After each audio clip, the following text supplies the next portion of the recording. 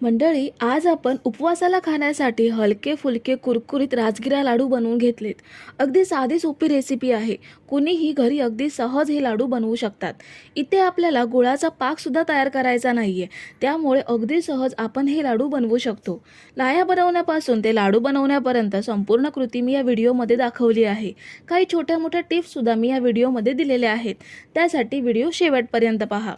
चला तर वेळ न घालवता पटकन रेसिपीला सुरुवात करूयात.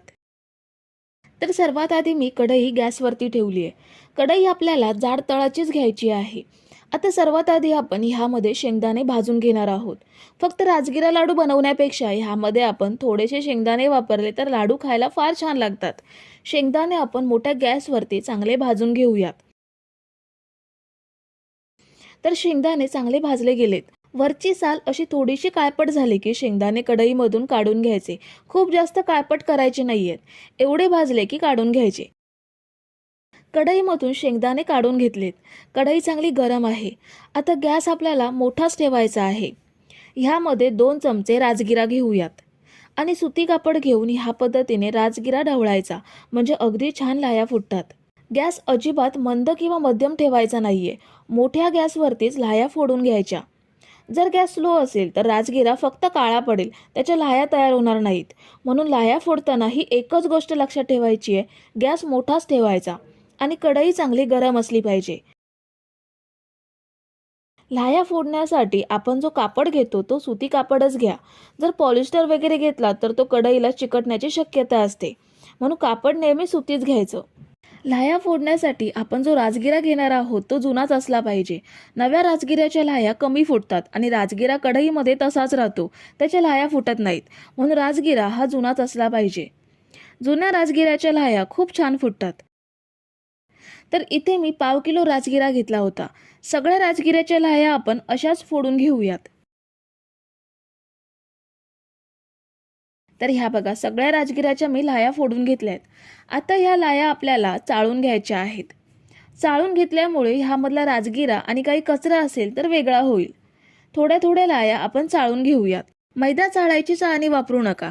जी मोठ्या जाळीची चाळणी असेल ती वापरा, म्हणजे जो अख्खा राजगिरा आहे ज्याची लाही तयार झाली नाहीये तो राजगिरा वेगळा होईल. सगळ्या लाह्या आपण अशाच चाळून घेऊयात.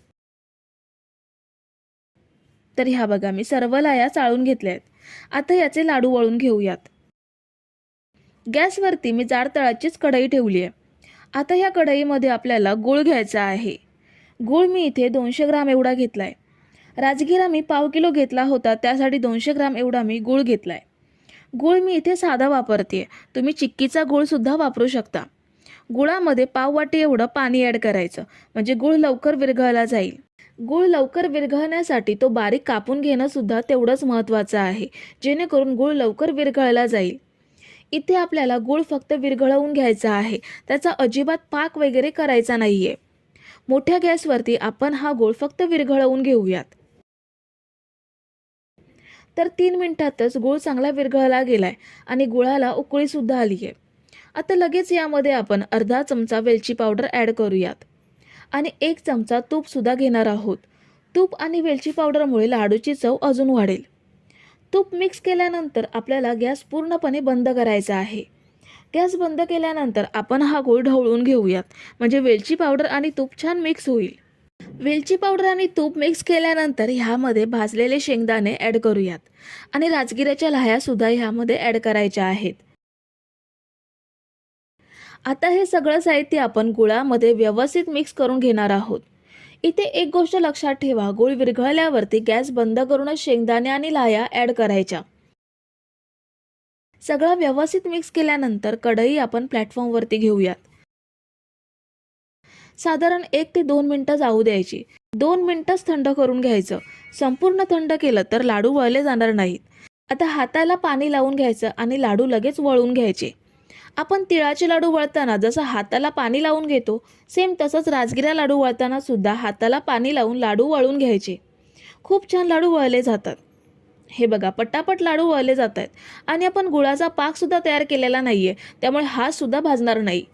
इथे एक टीप लक्षात ठेवा, जर सगळे लाडू वळेपर्यंत मिश्रण थंड झालं आणि लाडू वळता येत नसतील तर हे मिश्रण पुन्हा गरम करायचं, दोन्ही हाताला पाणी लावायचं आणि लाडू वळून घ्यायचे. खूप छान लाडू वळले जातात. ह्याच पद्धतीने आपण सगळे लाडू वळून घेणार आहोत.